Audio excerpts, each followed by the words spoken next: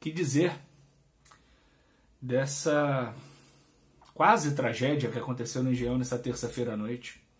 Vamos tentar analisar aí esse jogo, essa coisa horrorosa dessa terça-noite no Engenhão, logo depois da vinheta.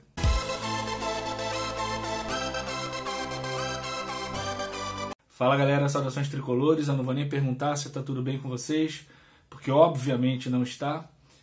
O Fluminense sofreu um amasso no Engenhão, um amasso do Botafogo, do bairro, principalmente nos 30 primeiros minutos. Foi avassalador, foi aquela coisa que se o Botafogo fosse um tiquinho melhor tecnicamente, teria feito uns 3, 4 gols.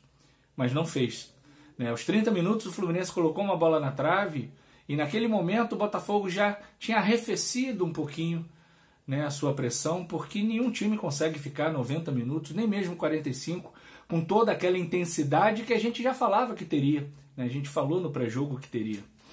Para além disso, obviamente, o gramado sintético, que é um desequilíbrio de oportunidades no jogo, mas isso não é desculpa, então não vou focar no campo sintético do Botafogo. O fato é que o Fluminense entrou mais uma vez disperso, mais uma vez sem foco, mais uma vez sem tesão de ganhar o jogo. Erros como o do Ganso no primeiro tempo, num passe bobo que ele errou. O Lima faz a movimentação e ele toca onde o Lima estava e não onde o Lima estaria, o que é normal o Ganso fazer quando ele está absolutamente concentrado. Um Cano visivelmente com problemas físicos. É visível, é claro que o Cano não está no melhor da forma. Evidentemente não é por isso que ele não está fazendo gol. Ele não está fazendo gol porque o time não cria absolutamente nada para que ele possa fazer o gol. Mas aos 30 minutos o Fluminense sai num contra-ataque e o Marcelo, que me parece, ao contrário do ano passado, que o Marcelo estava pesado, estava lento demais, ele continua lento porque ele nunca foi veloz, muito menos aos 36 anos. Mas fisicamente ele está melhor que o John Kennedy, por exemplo. O John Kennedy, aos 15 minutos do segundo tempo, estava com a meia arriada, com meio palmo de língua para fora da boca. Morto em campo. E é inadmissível um jogador de 21, 22 anos estar nessa condição física, tão pior que o Marcelo. O que acontece com o John Kennedy? Está treinando na intensidade necessária? O que ele tem feito nas suas folgas? Para além disso, um passarinho me contou que há problemas sim no elenco. E aliás, se vocês estiverem ouvindo barulho de voz, é porque os vizinhos aqui não conseguem falar baixo. Só falam quase que gritando. Esse passarinho me disse, e obviamente eu não vou citar a fonte, eu não sou jornalista, mas também não cito quem me conta as coisas, mas é uma pessoa que eu confio, que a questão da orgia dos moleques ainda não está resolvida, sobretudo com o John Kennedy. Alguns medalhões do elenco, não é que não falem com o John Kennedy, mas a relação azedou. Esse passarinho me diz que há problemas sim. E se há problemas desse nível, em um elenco que foi campeão da Libertadores, e o problema passa por um moleque que não se conserta, que não amadurece, e acontece com jogadores que vieram nas tais oportunidades de mercado, que tanto diz o Mário Bittencourt, é hora de afastar as laranjas podres. Quanto o Fluminense gasta com as oportunidades de mercado do Mário Bittencourt por mês? Quanto gasta com Douglas Costa, com Terãs, com Antônio Carlos? Todo santo mês. Isso não é oportunidade de mercado. Isso é prejuízo do mercado para o Fluminense. Oportunidade de mercado é o Marquinho. Esse sim, um acerto. Oportunidade de mercado foi o Arias. Esse sim, um acerto. Agora, você dizer que jogadores com 30 e tantos anos, jogadores com histórico de desagregação de ambiente, são oportunidades de mercado, me desculpe, Mário, mas mais uma vez você se empolga e faz uma cagada. Como já fizera antes, quando trouxe aquele monte de gente do Cruzeiro, Henrique, Egídio, o próprio Manuel, fez de novo quando trouxe Casares, Bobadilha, Abel Hernandes. Então é preciso que o Fluminense tenha pulso firme com essas situações, para que isso não termine de jogar 2024 no lixo.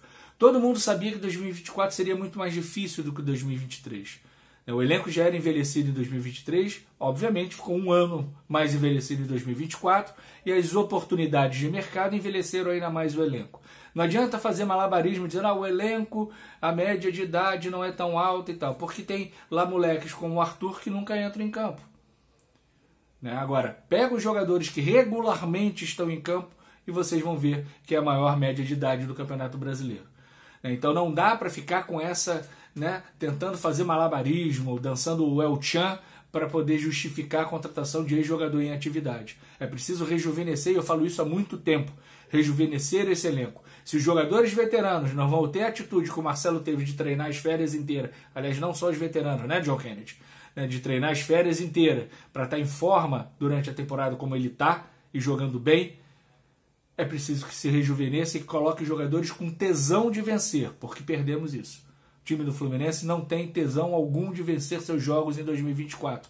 Óbvio, o Marcelo jogando bem, né, o Marquinhos tentando, o Martinelli correndo que nem um maluco para cobrir zagueiro, para tentar sair jogando, mas o Ganso errando passes bobos. A única coisa boa do jogo de ontem foi o Fábio, que jogou extremamente concentrado, fez grandíssimas defesas, saiu jogando bem com o pé, né? Então, se era algum problema de foco anterior, esse problema com o Fábio está resolvido, mas o Fábio é um excepcional profissional, né? Não esperava nenhuma outra coisa dele.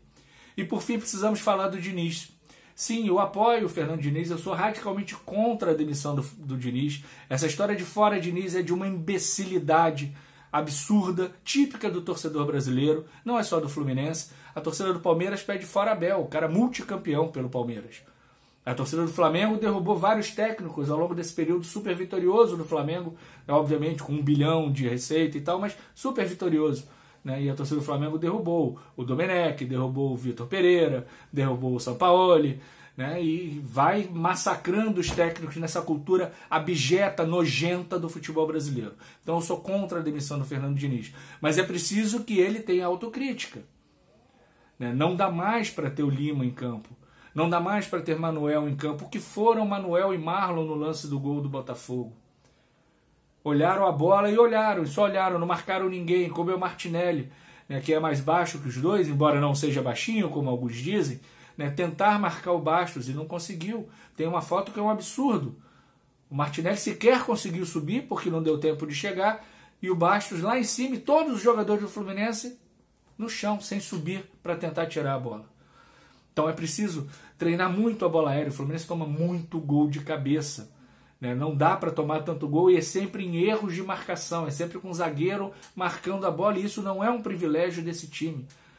Isso acontece há pelo menos 10 anos, que eu reclamo que os jogadores, os zagueiros do Fluminense marcam a bola e não os jogadores, e estão sempre atrasados e o Fluminense sempre toma gol de cabeça. É preciso que o Diniz repense a titularidade do Lima, do Manuel. É preciso que a diretoria do Fluminense tome vergonha na cara e traga um zagueiro para jogar com o Thiago Silva, um zagueiro bom. Um bom, não um zagueiro ruim, como gosta de trazer, nas oportunidades de mercado. Então é preciso pensar, não precisa mudar modelo de jogo. Aliás, já mudou. O Fluminense ontem fez 10 bolas longas, pelo menos, e todas elas voltaram, porque bola longa, a tendência é que ela volte.